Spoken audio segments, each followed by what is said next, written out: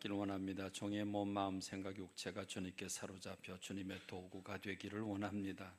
이 시간에 모든 성도님들 세상 한복판에서 힘들고 어렵게 살아갔지만 이 시간에 성령님이 우리 몸과 마음을 어루만져 주셔서 말씀에 집중하게 하시고 마음이 열리게 하시고 순수하고 깨끗한 마음으로 말씀 받고 아멘으로 화답할 때 그 말씀이 내게 살아 움직이는 능력의 말씀이 되게 하옵소서. 예수님의 이름으로 기도합니다. 아멘. 우리는 많은 바램들이 있습니다. 많은 꿈들을 꿉니다.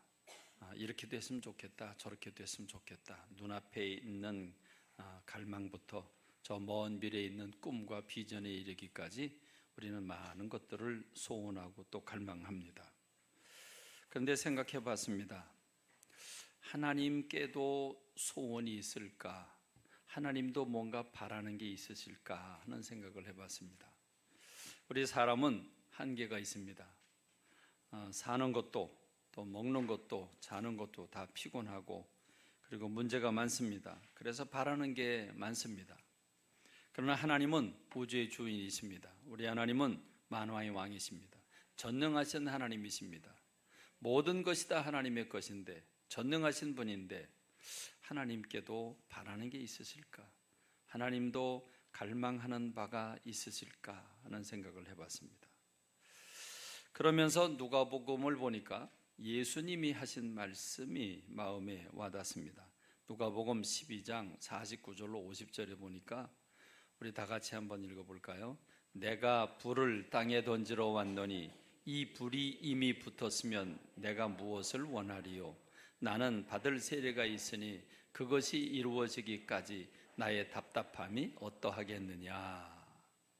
자, 우리 어린이들 적었어요?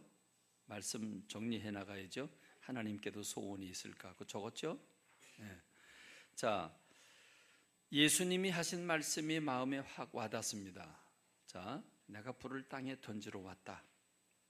근데 이 불이 붙었으면 내가 무엇을 원하리요? 그러니까 이미 붙었으면 더 이상 원할 게 없다. 자, 그런데 아직 안 붙었다. 근데 그게 붙으려면 내가 세례를 받아야 되는데 그 세례를 받기까지 그것이 이루어지기까지 내가 얼마나 답답하겠냐 이렇게 말씀을 하십니다. 그러니까 분명히 예수님께도 소원이 있는 것 같습니다. 예수님의 소원입니다. 공동번역 성경을 읽어보니까 똑같은 본문인데 이렇게 번역을 했습니다. 나는 이 세상에 불을 지르러 왔다. 이 불이 이미 타올랐다면 얼마나 좋았겠느냐. 내가 받아야 할 세례가 있다. 이 일을 다 겪어낼 때까지는 내 마음이 얼마나 괴로울지 모른다. 이렇게 번역을 했습니다. 이 말씀을 읽으면 주님의 마음이 보이고 주님의 마음이 느껴집니다. 얼마나 애타하시고 얼마나 답답해하시고 얼마나 괴로워하시는지를 느낄 수 있습니다.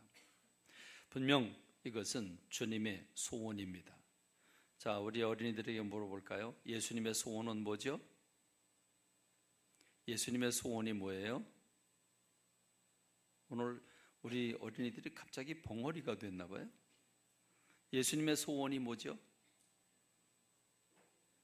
더 이상 바랄 게 없는 소원 뭘까요? 그럼 다시 읽을까요? 자, 내가 불을 땅에 던지러 왔노니 이 불이 이미 붙었으면 내가 무엇을 원하리요? 나는 받을 세례가 있으니 그것이 이루어지기까지 나의 답답함이 어떠하겠느냐 그랬어요. 그럼 여러분, 예수님에게 소원이 한 가지가 있는데 무슨 소원이죠? 네? 이 땅에 불을 던지는 것. 그렇죠?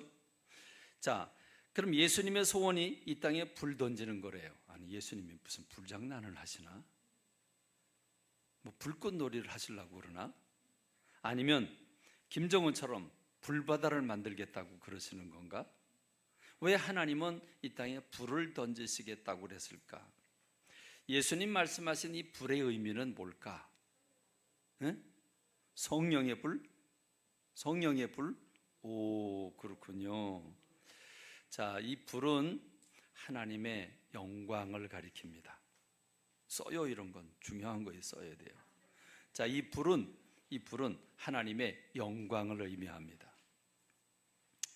여러분, 하나님께서 이스라엘 백성들을 만나 주시는데 출애굽한 이집트를 해방받아 출애굽한 이스라엘 백성들이 시내산에 모여 있을 때 하나님이 제안하십니다.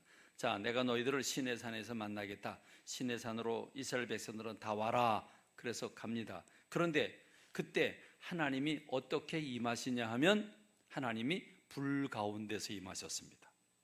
불 가운데 임하셨습니다. 여러분, 에스겔이라고 하는 선지자가 하늘을 보니까 하늘이 열리면서 하나님이 계신 보좌가 보이는데 그 보좌 위에 하나님이 보이는데 하나님이 어떻게 보였냐면 빨갛게 단 쇠같이 보였고, 그리고 빛이 사방으로 비치는 그런 모습으로 보였습니다. 한마디로 말하면 불덩어리처럼 그렇게 보였던 겁니다.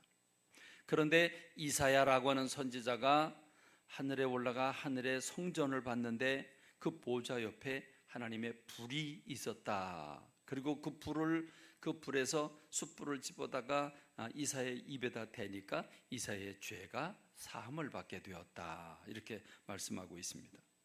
요한계시록에서 보니까 요한이라고 하는 예수님의 제자가 천국 가서 보니까 천국에는 전등이 없었어요.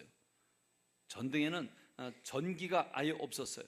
왜냐하면 하나님의 얼굴로부터 비치는 그 광채가, 빛이 온 천국을 밝혀주고 있기 때문에 거기에는 태양도 필요 없고 거기에는 전등도 필요 없었습니다. 하나님은 빛이셨습니다. 예수님은 이 땅에 오실 때 빛으로 이 세상에 오셨습니다. 그렇습니다. 이 불과 빛은 바로 하나님의 영광을 상징합니다. 이 하나님의 영광이 우주 만물을 지으셨고 아담과 하와를 지으셨을 때 아담과 하와를 만나서 최초로 하나님의 아담과 하와에게 복을 주셨는데 그 복은 하나님의 영광을 나누어 주신 겁니다. 그렇습니다. 하나님의 영광이 사람에게 비칠 때 사람은 행복해집니다. 하나님의 영광이 사람에게 비춰주지 않으면 이 세상은 어둠으로 끝나게 됩니다. 어둠으로 덮이게 되면 이 세상은 소망이 없습니다. 그렇습니다.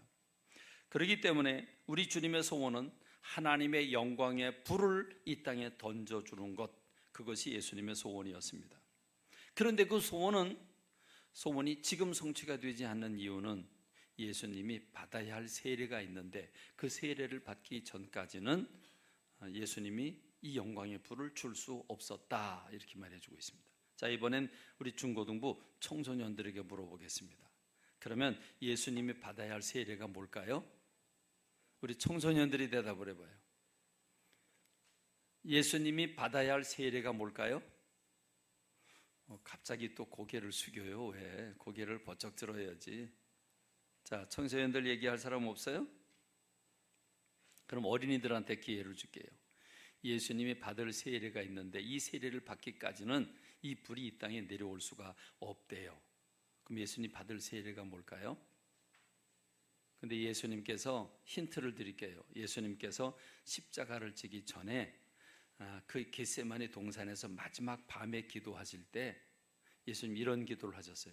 하나님, 할 수만 있다면 이 잔을 내게서 피하게 해 주십시오. 그렇게 기도하셨습니다. 그 잔과 똑같은 거예요. 뭘까요? 예수님이 지셔야 할 십자가를 가리킨 겁니다. 예수님이 십자가를 지기 전에는 이 불이 임하지 않기 때문에 예수님은 그 십자가를 지기까지 기다리려니까 너무 괴롭고 시간이 너무 길었다는 말입니다. 그렇습니다. 하나님의 소원은 인간의 행복입니다.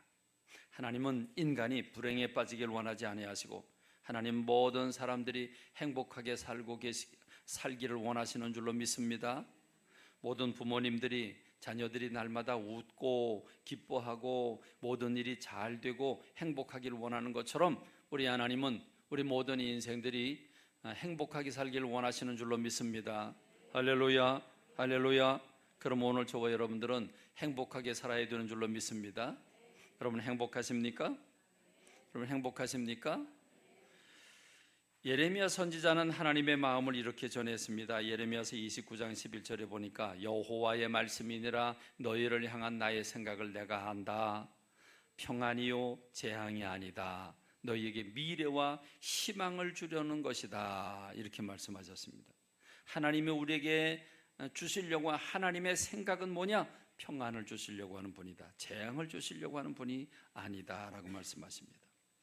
여러분, 하나님은 죄 가운데서 돌이킬 줄 모르는 이스라엘 백성들에게 하나님은 이사야 선지자를 통해서 이렇게 말씀을 하셨어요. 이사야서 1장 18절로 20절에 보니까 오라 우리가 변론하자.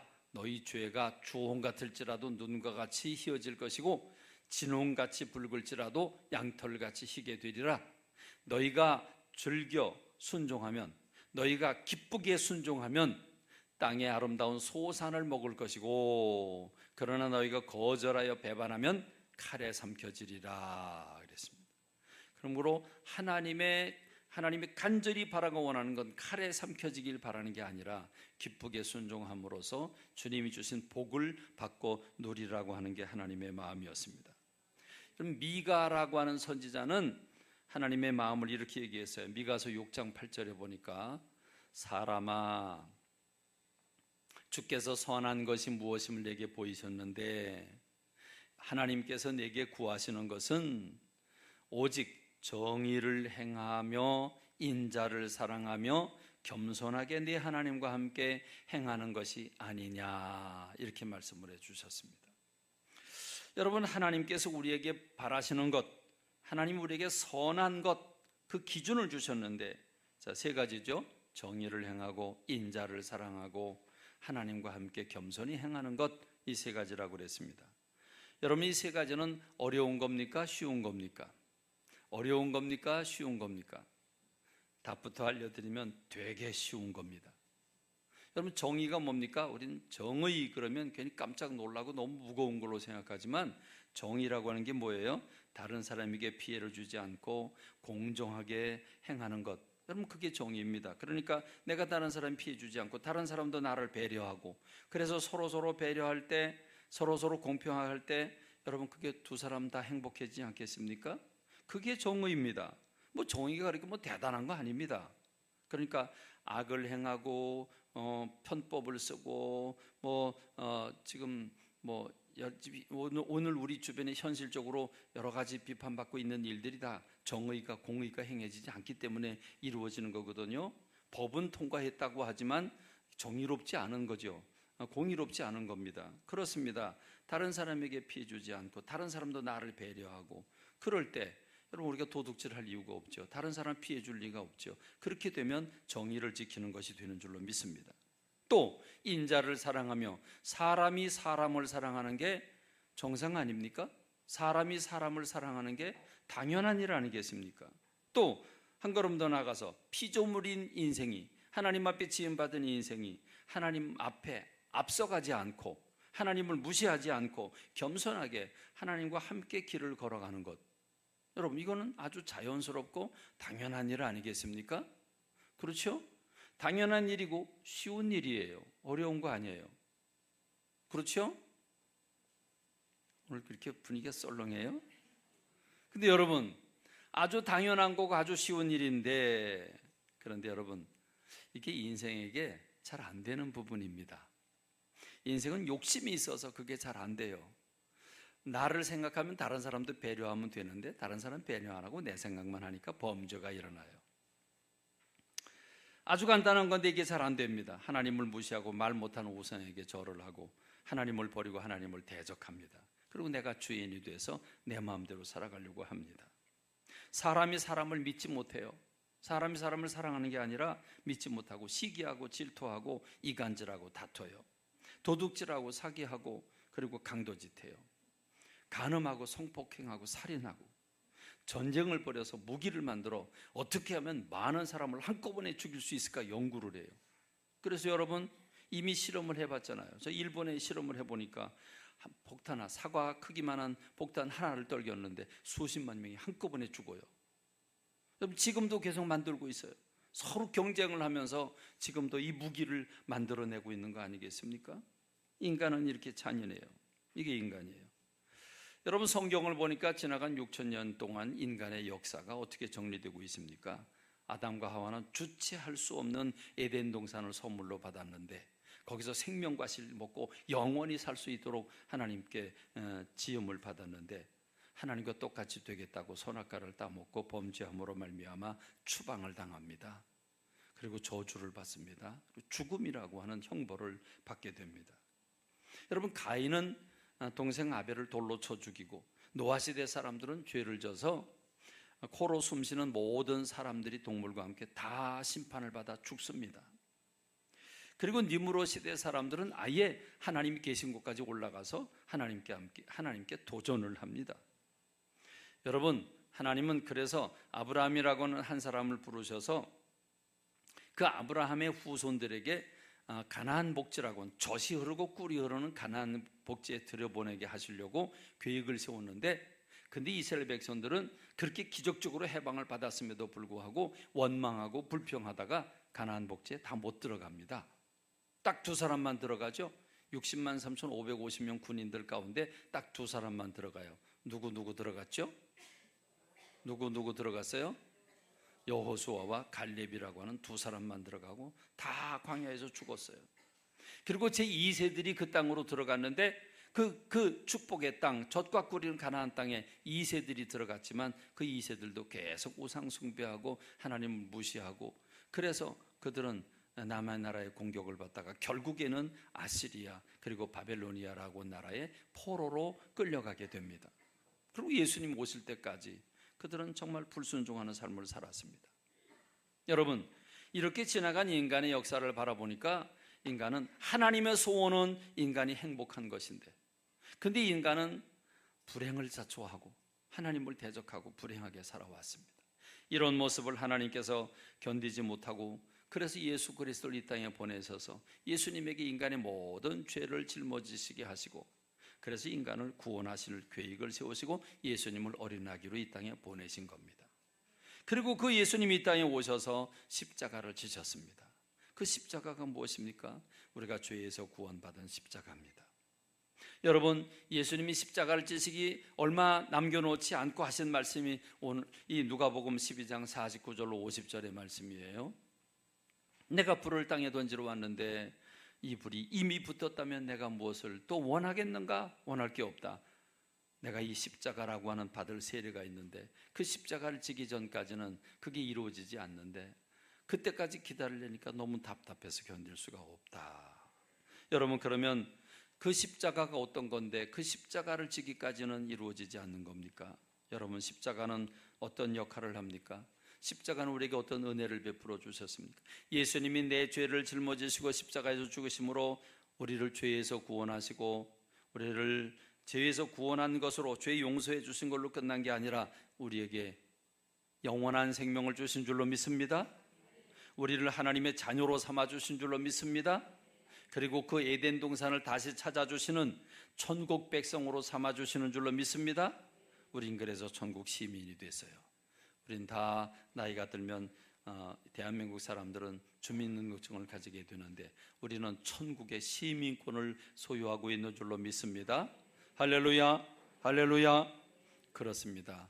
그러므로 예수님 십자가 지시고 이 땅에 오셨는데, 이 땅에 오셔서 30년 지나서 예수님 때가 되시자 예수님 나타나셨어요. 그리고 예수님 첫 번째로 하신 말씀 다 같이 시작. 왜 우리 어린이들은 가만히 있어? 예수님 이 땅에 오셔서 첫 번째 하신 말씀이 얼마나 중요한데 그거 모르고 있어요? 자, 마태복음 4장 17절에 보니까 회개하라, 천국이 가까이 왔다, 이 말씀을 하셨어요. 여러분, 회개하라고 하는 것은 너희들이 지금까지 사는 방법으로는 행복할 수 없다. 그러니까 그거 멈춰라, 돌아서라. 그리고 천국이 가까이 왔다라고 하는 것은 가까이 온 거는 온 거예요, 안 온 거예요? 온 거예요, 안 온 거예요? 천국이 가까이 온 건 온 거예요, 안 온 거예요? 가까이 온 거는 온 거예요, 안 온 거예요? 아직 안 온 거죠. 아직 안 왔어요. 왜 안 왔어요? 왜 가까이 왔어요? 예수님이 아직 십자가를 지지 않으셨기 때문에 안 온 거예요. 예수님이 십자가를 져야 오는 거예요. 자, 그래요. 예수님께서 회개하라 천국이 가까이 왔다는 이 말씀은 예수님의 소원이에요. 천국이 뭡니까? 여러분, 천국은 행복이 넘치는 곳이에요. 믿습니까? 믿습니까? 천국, 회개하라 천국이 가까이 왔다. 우리에게 천국을 주시기 위해서 오신 분이 예수님이란 말입니다. 그래서 요한이 이 계시 속에서 하늘나라에 올라가서 천국을 살짝 봤어요. 천국을 보니까 천국이 어떤 곳이냐 하면 요한계시록 21장 4절에 보니까 모든 눈물을 그 눈에서 닦아주시니 다시는 사망이 없고 애통하는 것이나 곡하는 것이나 아픈 것이 다시 있지 아니하리니. 여러분, 이게 천국의 모습이에요. 천국에 우리가 천국 가니까 이 땅에서 고생했다고 하나님 우리 눈에서 눈물을 닦아주세요. 다시는 사망이 없어요. 죽는 게 없어요. 천국 가면 죽는 게 없어요. 천국 가면 너무 속상해서 너무 힘들어서 우는 일이 없어요. 여러분, 천국 가면 아픈 게 없어요. 병드는 게 없어요. 할렐루야. 우리가 그 천국을 들어가게 해주셨습니다. 근데 여러분, 그 예수님이 이 땅에 오셔서 첫 번째 하신 말씀이 회개해라 천국이 가까이 왔느니라 하는 말씀을 하셨는데, 이건 예수님의 이 땅에 오신 목적이에요. 그리고 예수님이 첫 번째로 하신 설교가 있는데 그게 마태복음 5장 1절로 12절의 말씀이에요. 여러분, 이것을 뭐라 그러냐면 팔복이라고 그래요. 팔복. 여러분, 이 팔복은 8가지 복이죠. 하나님께서 8가지 복 받는 길을 열어주셨습니다. 자, 첫 번째는 심령이 가난한 자는 복이 있나니 천국이 너희 것이다. 두 번째는 애통하는 사람은 복이 있는데 너희가 위로를 받을 것이다. 세 번째는 온유한 사람은 복이 있는데 땅을 얻을 것이다. 네 번째는 의에 줄이고 목마른 사람은 복이 있는데 배부를 것이다. 다섯 번째는 긍휼히 여기는 사람은 복이 있는데 긍휼히 여김을 받을 것이다. 또 여섯 번째는 마음이 청결한 사람은 복이 있는데 그가 하나님을 볼 것이다. 일곱 번째는 화목히 하는 사람은 복이 있는데 하나님의 아들이 된다. 여덟 번째는 의를 위해서 핍박받는 사람 복이 있는데 천국에서 상이 크다. 이렇게 말씀하셨어요. 그러니까 여러분, 예수님이 첫 번째 하신 설교가 뭐냐 하면 복받으라는 설교예요. 복받으라는 설교를 몇 번 했어요? 8번 했어요. 8번. 복받으라 8번 했어요. 마음이 겸손해서 자기가 죄인임을 고백하고 천국에 들어가는 사람은 그 다음에 천국에서 위로받고 배부르고 주님을 바라보고 그리고 천국에서 상을 크게 받는다. 이렇게 말씀해 주셨습니다. 사랑하는 성도 여러분, 하나님이 참으로 정말로 진정으로 하나님이 소원하시는 게 있는데 그건 우리가 행복하게 사는 것인 줄로 믿습니다. 그러므로 우리는 행복하게 살아야 되는 줄로 믿습니다. 우린 지금 잠시 여기서 육체가 아프기도 하고 또 물질이 부족해서 힘들기도 하고 때로는 피곤하기도 하고 때로는 뜻대로 되지 않는 게 너무 많아서 잠시 동안 슬퍼할 수 있지만, 그러나 우리는 이 행복을 누리고 살아야 되는 줄로 믿습니다. 여러분, 행복한 건 뭡니까? 행복한 건 기쁨이 넘치는 상태잖아요. 날마다 기쁨이 넘쳐야 되는 줄로 믿습니다. 할렐루야. 여러분, 예수님이 우리가 행복하기를 얼마나 원하셨냐 하면 예수님이 겟세마네 동산에서 기도하시는데 마지막 기도잖아요. 요 기도 마치고 나서 예수님이 체포되고 그 다음에 고난받고 죽으시잖아요. 십자가에서 죽으시잖아요. 그런데 그 마지막 기도하실 때 예수님의 땀방울이 변해서 뭐가 된다 그랬어요? 피가 된다 그랬어요. 여러분, 우리가요 어떤 일을 할 때 힘을 너무 온 힘을 다 주면요 속 안에 실핏줄이 터져서 밖으로 피가 나온대요. 그러니까 정말 신경 쓰고 정말 이렇게 온 힘을 다 쓰면 땀방울이 변해서 핏방울이 되는 경우가 있다고 그럽니다. 그러니까 예수님이 정말 중심으로 이제 오늘 이 시간 지나고 나면 예수님 체포돼서 십자가에서 못 박혀 죽으시는 거예요. 그러니까 그 마지막 기도를 올리는데 그때 무슨 기도를 드린지 아십니까? 요한복음 17장 13절에 보니까 지금 내가 아버지께 가오니, 내가 이제 죽으면 간다는 거예요. 지금 내가 아버지께 가오니 내가 이 세상에서 이 말을 하옵는 것은, 이 기도를 드리는 것은 그들은 누굴까요? 제자들이고 우리들인 줄로 믿습니다.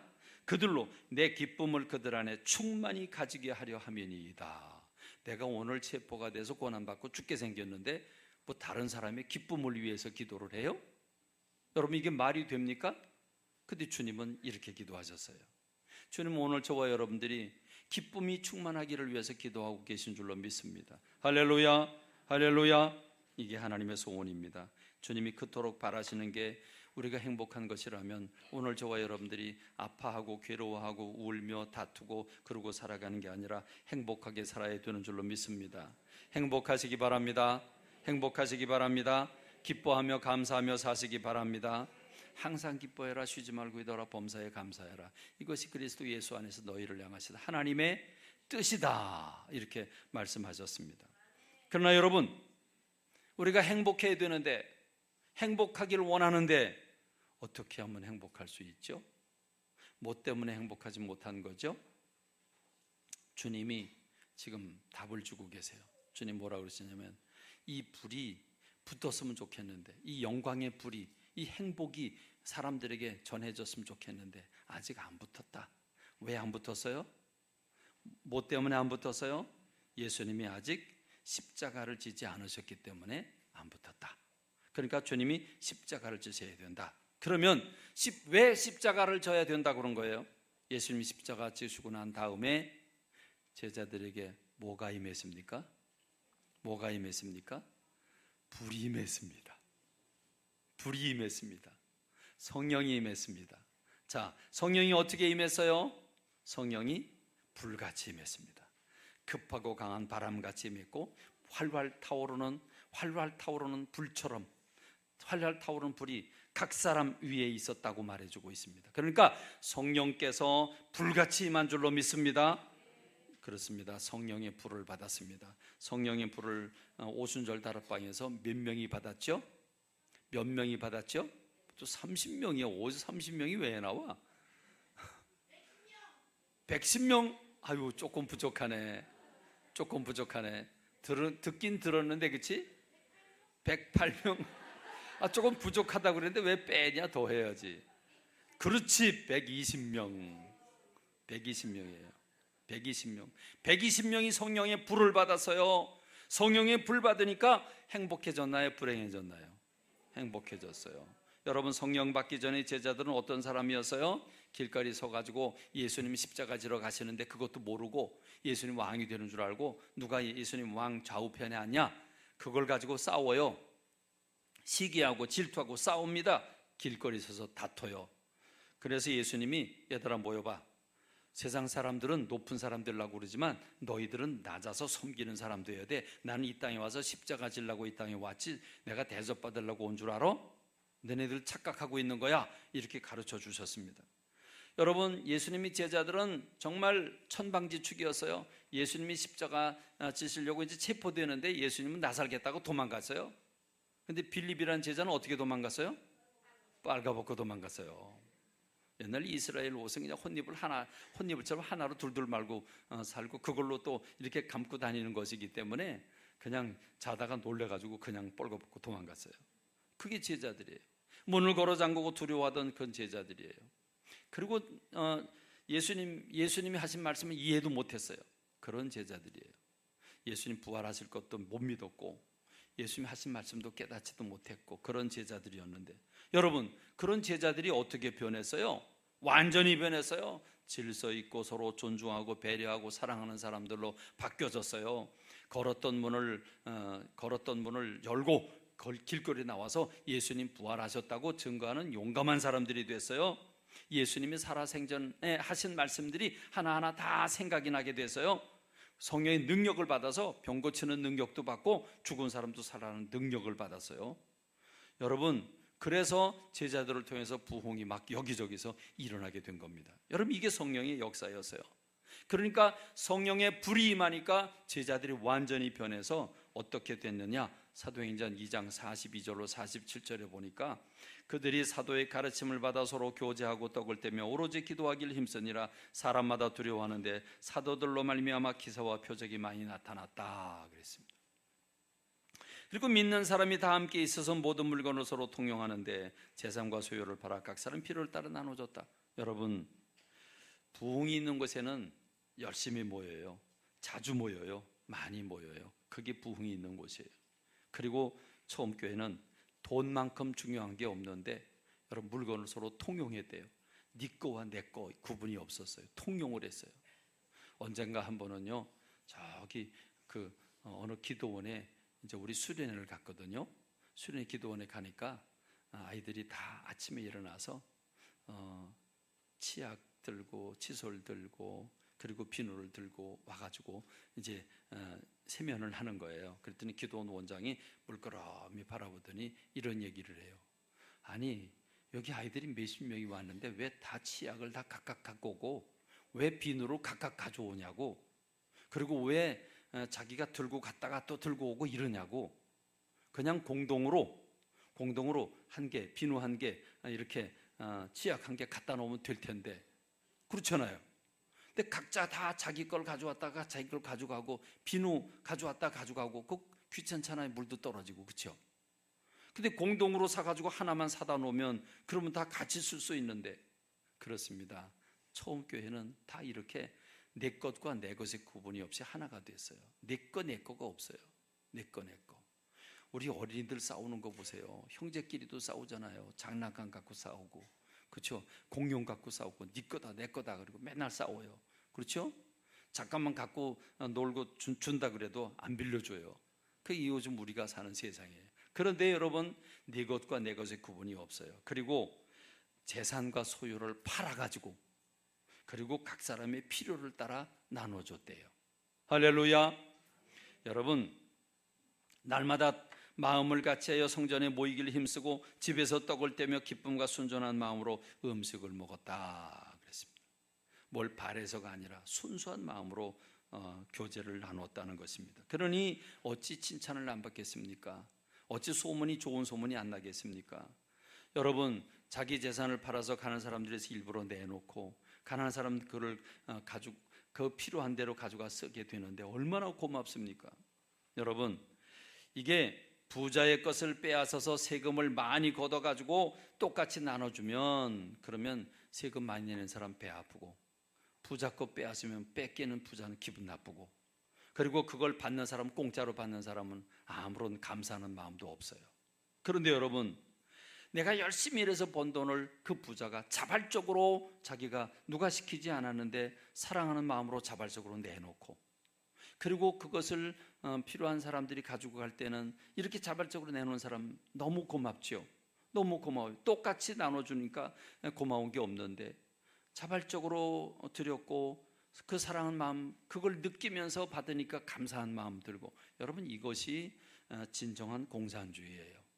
공산주의는 부자 것 뺏고 세금 많이 걷어가지고 똑같이 나눠주는 건 공산주의 아니에요. 그렇게 하다가 공산주의 망했어요. 똑같이 일을 하니까 누가 일을 더 많이 해요? 누가 일을 열심히 해요? 일 안 해요. 일 안 하니까 점점 생산이 떨어지고 망했어요. 그렇습니다.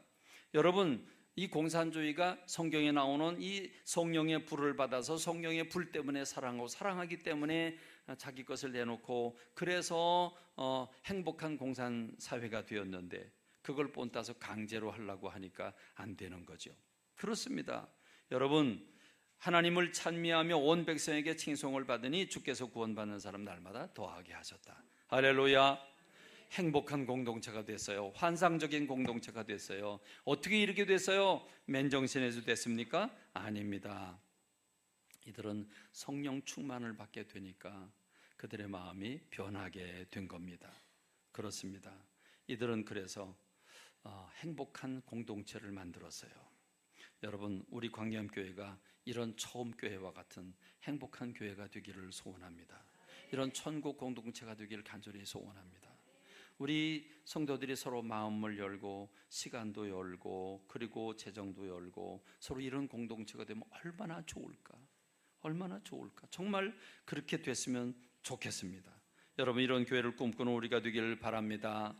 그러기 위해서는 사랑을 나눠야 되고 서로 배려해야 되고 서로 용서하고 용납해야 됩니다. 오늘 말씀은 바로 이 말씀이죠. 오늘 말씀의 핵심은 바로 이거예요. 예수님이 회개하라 천국이 가까이 왔다 이 말씀을 하시고 첫 번째 설교로 복을 받으라고 복에 관한 말씀 주셨는데, 여러분 이게 우리 성경에는 심령이 가난한 자는 복이 있나니 이렇게 되어 있지만 영어 성경은 이렇게 되어 있잖아요. 영어 성경은 우리는 심령이 가난한 자는 복이 있나니, 우린 주어 동사 목적어 이렇게 되잖아요. 근데 영어는 그렇지 않아요. 이렇게 되어 있어요. 행복하여라 마음이 가난한 사람들아 천국이 너희 것이다. 행복하여라 자기 허물로 아파하는 사람들아 위로를 받아라. 행복하여라 마음이 따뜻하고 부드러운 사람들아 땅이 너희들 것이다. 행복하여라 의에 줄이고 목마른 사람들아 배부를 것이다.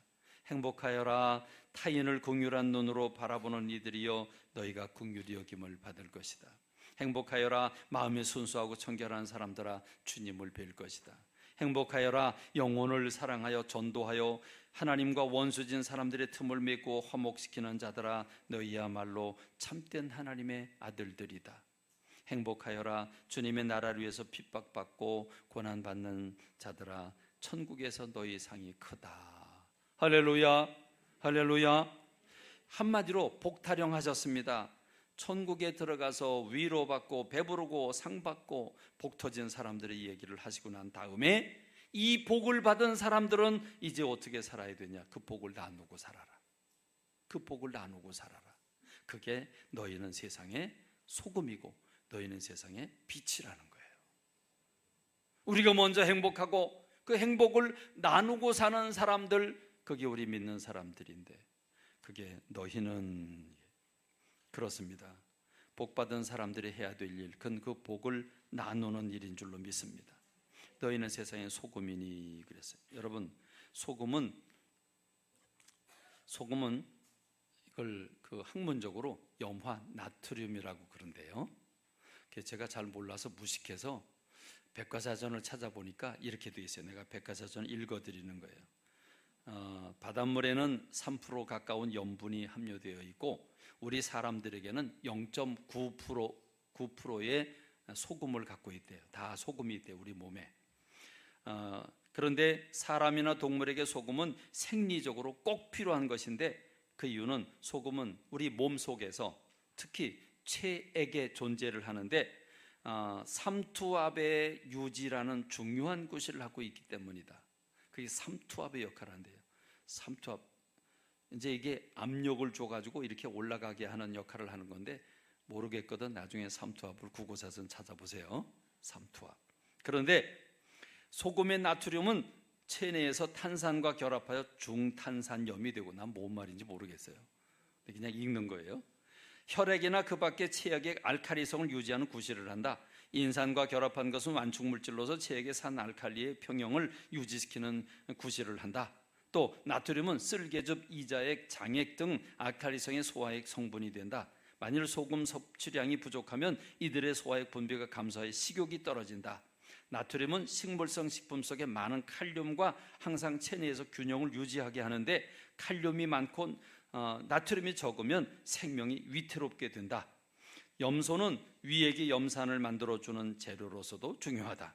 이같이 염분이 결핍되면 단기적인 경우에는 소화액의 분비가 부족하게 되어 식욕이 감퇴되고, 장기적인 경우에는 전신 무력, 권태, 피로나 정신불안 등이 일어난다. 또 땀을 많이 흘려 급격히 소금을 상실하면 현기증이 일어나고 무욕, 의식, 혼탁, 탄력 등 육체적으로나 정신적으로 뚜렷한 기능이 상실된다. 그렇기 때문에 소금은 매일매일 우리가 소금을 반드시 먹어야 되는데, 매일 얼마큼 먹어야 되냐? 12g서부터 13g 정도를 먹어야 된다. 어느 날 정재인 장로님이 저한테 책을 안 갖고 오셨는데, 그 책의 내용은 소금을 많이 먹어야 된다 하는 책이었어요. 소금을 적게 먹어서 병에 걸린다. 우리가 알기는 소금을 너무 많이 먹어서 병에 걸린다고 소금 조금 이렇게 싱겁게 먹으라는데, 아니래, 짜게 먹어야 된대요. 믿거나 말거나. 그러니까 이런 이론도 있고 저런 이론도 있는데, 어쨌든 어떻게 먹어야 돼요? 제일 좋은 답이에요. 얼마큼인지 모르지만 적당히 먹어야 돼요. 그래요. 여러분, 그래요.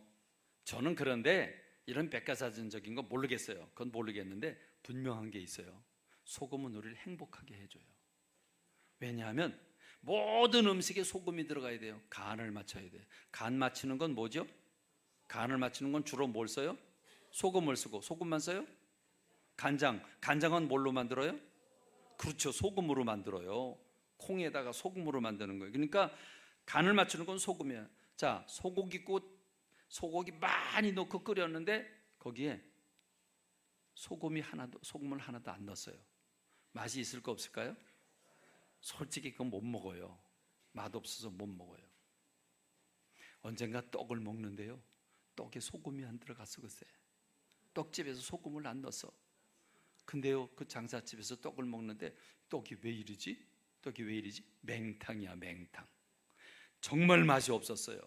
저는 그때 깨달았어요. 여러분, 소금이 적당하게 들어가서, 적당히 얼마만큼인지 몰라요. 소금이 적당하게 들어가서 우리 입에 입맛에 딱 들어가서 맛있을 때 느끼는 감정이 뭐예요? 행복이에요. 소금은 사람을 행복하게 하는 거예요. 할렐루야. 우리가 먼저 행복했으면 너희는 세상의 소금이다. 우리는 You are the seasoning. 그래서 You are the seasoning. 시즈닝은 조미료예요. 너희는 세상의 조미료다. 우리는 세상 사람들에게 행복을 전하는 사람인 줄로 믿습니다. 할렐루야. 빛은 더해요. 빛의 역할은 말 안 해도 다 알죠. 빛이 비치지 않으면 다 죽어요. 시들시들하다가 다 죽어버려요. 빛은 생명을 제공해요.